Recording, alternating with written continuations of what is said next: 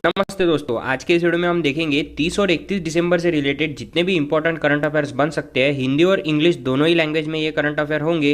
अगर आपको इस वीडियो की पीडीएफ फाइल चाहिए तो डिस्क्रिप्शन में मैंने लिंक दिया है, वहां से आप पीडीएफ फाइल भी डाउनलोड कर सकते हैं और मेरे साथ टेलीग्राम पर भी जुड़ सकते हैं जहां पर डेली क्विजेस होती है। तो चलिए बिना देरी करते हुए शुरू करते हैं आज का वीडियो।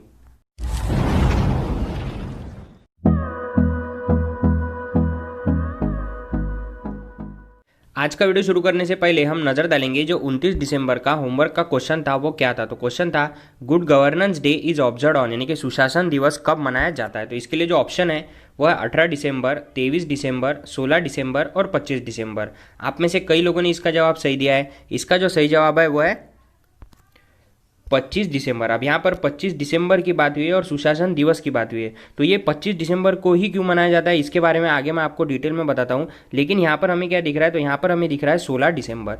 तो 16 दिसंबर से इंपॉर्टेंट फैक्ट हमें ये याद रखना है कि 16 दिसंबर 1971 को जो है वो भारत और पाकिस्तान के बीच जो वॉर हुआ था उसका समापन हुआ था और इसी दिन से विजय दिवस मनाना जो है वो भारत ने शुरू किया था। अब ये वॉर हुआ कब से कब तक था, तो ये वॉर जो है ये 3 दिसंबर से 16 दिसंबर तक हुआ था और 16 दिसंबर को जो है इसका समापन हुआ था। अब समापन हुआ क्यों था, तो जो 93,000 सैनिक थे पाकिस्तान के उन्होंने सरेंडर कर दिया था भारतीय सैनिकों के सामने। इसके लिए जो है 1971 से 16 दिसंबर को विजय दिवस मनाया जाता है। अब यहाँ पर और इम्पोर्टेंट फैक्ट ये है कि 1971 में कौन सा देश जो है वो स्वतंत्र हुआ था, तो 1971 में जो ईस्ट पाकिस्तान है यानी कि जो पूर्व पाकिस्तान है वो स्वतंत्र हुआ था और उसे ही बांग्लादेश के रूप में नामित किया गया था। तो इतनी जानकारी हमें 16 दिसंबर से मिलती है। चलिए अब देखते हैं 25 दिसंबर को ही सुशासन दिवस क्यों मनाया जाता है। यह भारत के पूर्व प्रधानमंत्री अटल बिहारी वाजपेयी, इनका जो जन्म है वो हुआ था 25 दिसंबर 1924 को और इसीलिए 25 दिसंबर जो है वो सुशासन दिवस के रूप में मनाया जाता है। उसके बाद में सबसे इंपॉर्टेंट बात यह है कि ये भारतीय जनता पार्टी के पहले प्रेसिडेंट भी थे और फाउंडर भी थे, यानी कि इन्होंने भारतीय जनता पार्टी की स्थापना करी थी। उसके बाद में ये प्राइम मिनिस्टर कब से कब तक रहे हैं और कितने बार रहे हैं, तो ये प्राइम मिनिस्टर रहे हैं 2 बार। एक बार ये 1996 में बने थे और दूसरी बार ये बने थे 1998 में। उसके बाद में इन्हें पद्म विभूषण कब मिला है, तो 1992 में मिला है और भारत रत्न कब मिला है, तो वो मिला है 2015 में। उसके बाद में इनकी मृत्यु कब हुई थी, तो वो हुई थी 16 अगस्त 2018 को। उसके बाद में अब यहाँ पर अटल जी की बात हो रही है, तो अटल टनल जो है, जैसा कि हम जानते हैं कि अटल टनल जो है वो कहाँ पर स्थित है, तो अटल टनल जो है वो हिमाचल प्रदेश में स्थित है। अब हिमाचल प्रदेश की बात हुई है और जो अटल टनल है उसकी लेंथ कितनी है, तो उसकी जो लेंथ है वो है 9.02 किलोमीटर, यानी कि करीबन 9 किलोमीटर लंबा ये अटल टनल बनाया गया है। अब ये है कहाँ पर, तो ये रोहतांग पास के पास में है और उसके बाद में लेह मनाली हाईवे पर ये स्थित है। अब इसकी शुरुआत कब हुई थी, तो इसकी शुरुआत हुई थी 3 अक्टूबर 2020 को। तो इतनी जानकारी हमें इस सवाल से मिलती है। चलिए देखते हैं आज के करंट अफेयर्स। आज के करंट अफेयर में जो हमारा पहला सवाल है वो है who is name as captain of ICC men's ODI and T20I teams of the decade. दशक के आईसीसी पुरुष वनडे और T20I टीमों के कप्तान के रूप में किसे नामित किया गया है, तो इसके लिए जो ऑप्शन है वह है Virat Kohli, MS Dhoni, Ricky Ponting और महिला जयवर्धने। तो इस सवाल का जो सही जवाब है वो है MS धोनी। हाल ही में जो आईसीसी यानी कि इंटरनेशनल क्रिकेट काउंसिल है उन्होंने एक लिस्ट जारी की है जिसमें उन्होंने जो डेकेड है यानी कि जो दशक होता है उसके कई अवार्ड जो है वो उन्होंने दिए है। उसमें जो आईसीसी मेंस का ओडीआई और T20I टीम का जो डेकेड है उसमें जो कप्तान है वो किसे बनाया गया है, तो वो बनाया गया है MS धोनी को। चलिए देखते हैं MS धोनी से रिलेटेड इंपॉर्टेंट फैक्ट्स और आईसीसी से रिलेटेड इंपॉर्टेंट फैक्ट्स। तो ये है MS धोनी जिन्हें हाल ही में जो उनका 10 साल का कार्यकाल रहा है ओडीआई और T20 के करियर में, उसमें उन्हें जो है वो स्कीपर के रूप में यानी कि कप्तान के रूप में जो है वो उन्हें नामित किया गया है। उसके बाद में विराट कोहली को किसके लिए नामित किया गया है ये मैं आगे आपको वीडियो में बताता हूँ। और एक अवार्ड है जो महेंद्र सिंह धोनी को दिया गया है, उसके बारे में भी मैं आगे आपको बताता हूँ। चलिए देखते हैं आईसीसी से रिलेटेड इंपॉर्टेंट फैक्ट्स। तो ये है आईसीसी यानी कि इंटरनेशनल क्रिकेट काउंसिल। इसका जो फॉर्मेशन है वो हुआ था 1909 में और इसका जो हेडक्वार्टर है वो है दुबई में। इसके वर्तमान में जो प्रेसिडेंट है वो है गेर्ग बार्कले, जिनकी हाल ही में नियुक्ति हुई है और वो न्यूजीलैंड से बिलोंग करते हैं। उसके बाद में जो आईसीसी के सीईओ है वो कौन है, तो वो है मनु सिंघवी। आईसीसी की बात हुई है तो बीसीसीआई से रिलेटेड इंपॉर्टेंट फैक्ट भी देख लेते हैं। बीसीसीआई का जो फॉर्मेशन है वो हुआ था 1928 में। उसका जो हेडक्वार्टर है उसके जो वर्तमान में प्रेसिडेंट है वो है सौरव गांगुली और जो उसके सेक्रेटरी है वो है जय शाह। तो इतनी जानकारी हमें आईसीसी, बीसीसीआई और महेंद्र सिंह धोनी से इस सवाल से मिलती है। उसके बाद जो अगला सवाल है वो है which states Arya Rajendra becomes India's youngest mayor.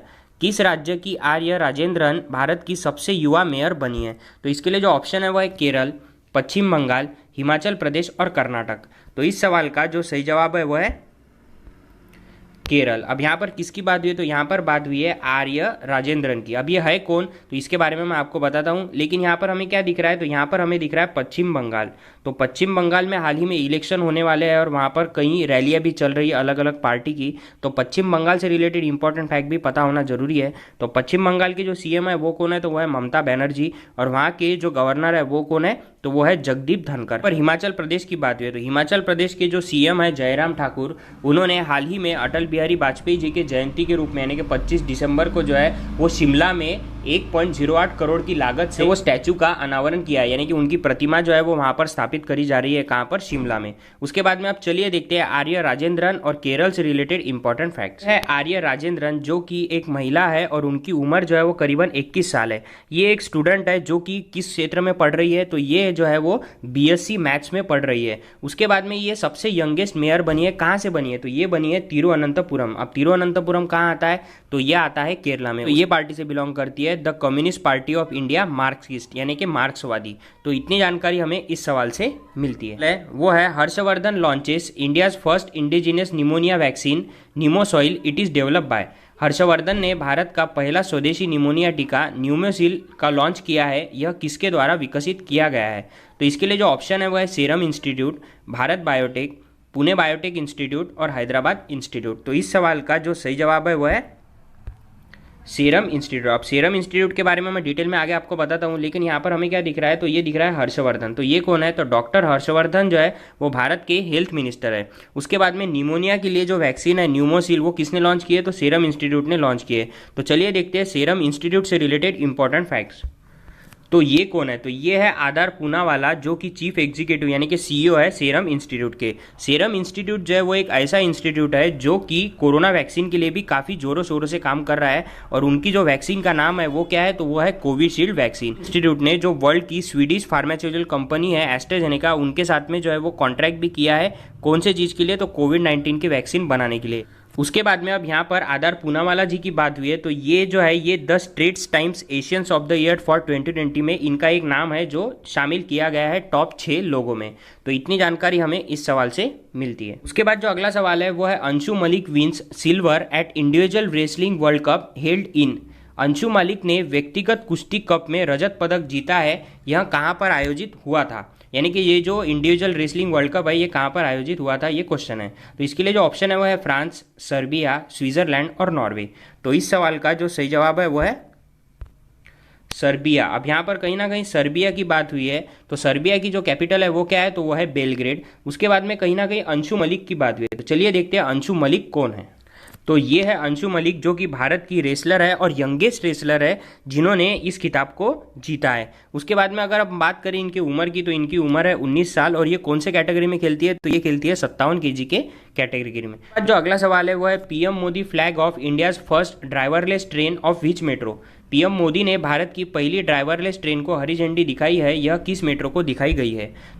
तो इसके लिए जो ऑप्शन है वो है न्यू दिल्ली, कोलकाता, आगरा और हैदराबाद। तो इस सवाल का जो सही जवाब है वो है न्यू दिल्ली। अब पीएम मोदी ने जो है वो ऑनलाइन जो है इसका हरी झंडी दिखाई है। कौन से मेट्रो को? तो न्यू दिल्ली के मेट्रो को उन्होंने हाल ही में हरी झंडी दिखाई है। उसके बाद में यहाँ पर एक सवाल बनता है वो ये बनता है कि यहाँ पर आगरा दिख रहा है हमें। तो हाल ही में जो पीएम नरेंद्र मोदी है उन्होंने वर्चुअली ही यानी कि वीडियो कॉन्फ्रेंसिंग के जरिए ही आगरा में मेट्रो स्टेशन का जो है वो उद्घाटन किया था, यानी वहाँ पे जो है वो मेट्रो बनना जो है वो शुरू हो गई है आगरा में। अब कहीं ना कहीं यहाँ पर न्यू दिल्ली की बात हुई है तो न्यू दिल्ली के जो मुख्यमंत्री है वो कौन है? तो वो है अरविंद केजरीवाल। और वहाँ के जो लेफ्टिनेंट गवर्नर है वो कौन है? तो वो है अनिल बैजल। तो इतनी जानकारी हमें इस सवाल से मिलती है। उसके बाद जो अगला सवाल है वो है which nation's navy formally commissions INS Sindhuvir submarine.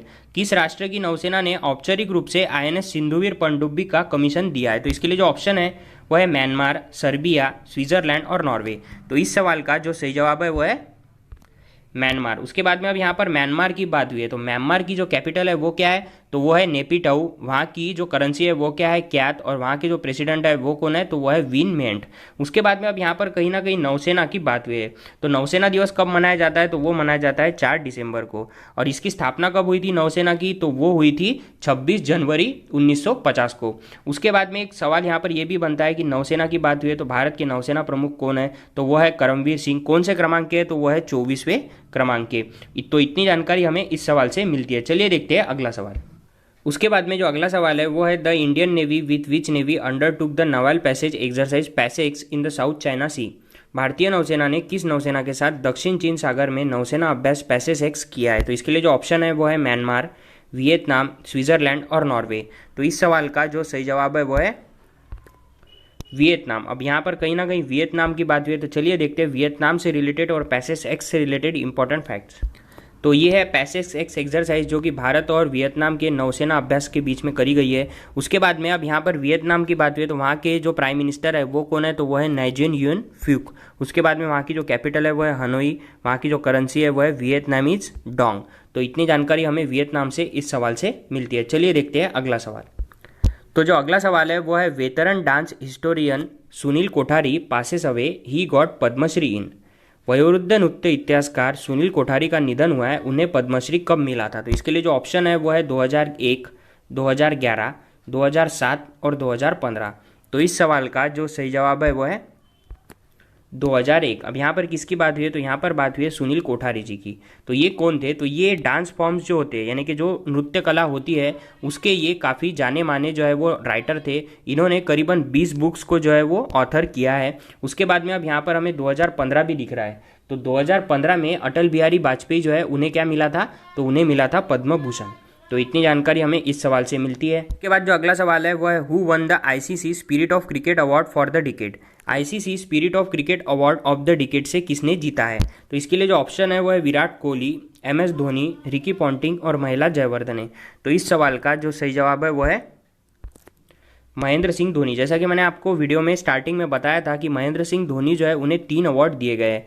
एक अवार्ड जो है वो उन्हें दिया गया था कि आईसीसी की जो ओडीआई टीम होती है डिकेड की उसके कप्तान के रूप में उन्हें नामित किया गया है, और आईसीसी की जो टी20 की टीम होती है डिकेड की उसके कप्तान के रूप में उन्हें नामित किया गया है। उसके बाद में एक और जो है वो अवार्ड दिया गया है वो है spirit of the cricket award of the decade. उसके बाद में अब यहाँ पर विराट कोहली दिख रहा है। तो अगर आपको पता है कि विराट कोहली को आईसीसी डेकेड में कौन सा अवार्ड दिया गया है तो मुझे कमेंट कर जरूर बताइए। चलिए देखते हैं अगला सवाल। तो जो अगला सवाल है वो है which nation plans to set up a nuclear reactor on moon. किस राष्ट्र ने चंद्रमा पर परमाणु रिएक्टर स्थापित करने की योजना बनाई है। तो इसके लिए जो ऑप्शन है वो है म्यांमार, वियतनाम, स्विट्जरलैंड और अमेरिका। तो इस सवाल का जो सही जवाब है वो है अमेरिका। तो अमेरिका जो है उन्होंने जो चंद्रमा है उस पर परमाणु रिएक्टर स्थापित करने की योजना बनाई है। उसके बाद में अब यहाँ पर अमेरिका की बात हुई है। तो अमेरिका में हाल ही में इलेक्शन हुए है और कौन जीता है, तो जो बिडेन जीते। तो वो कौन से क्रमांक के वहाँ के प्रेसिडेंट बने, तो वो बना है 46 नंबर के प्रेसिडेंट अमेरिका के। उसके बाद में वहाँ की वाइस प्रेसिडेंट कौन बनी है, तो वो है कमला हैरिस। तो इतनी जानकारी हमें इस सवाल से मिलती है। उसके बाद जो आज का होमवर्क का क्वेश्चन है वो है who has been name the captain of the ICC test team of the decade. दशक के आईसीसी टेस्ट टीम का कप्तान किसे बनाया गया है। तो इसके लिए जो ऑप्शन है वो है Virat Kohli, MS Dhoni, Ricky Ponting और स्टीव स्मिथ। तो अगर आपको इस सवाल का सही जवाब पता है तो मुझे कमेंट कर जरूर बताइए, और अगर आपको वीडियो अच्छा लगे तो वीडियो को लाइक कीजिए, शेयर कीजिए और चैनल को सब्सक्राइब करना मत भूलिएगा। और अगर आपको इस वीडियो की पीडीएफ फाइल चाहिए तो डिस्क्रिप्शन में मैंने लिंक दिया है, वहाँ से आप पीडीएफ फाइल भी डाउनलोड कर सकते हैं। धन्यवाद।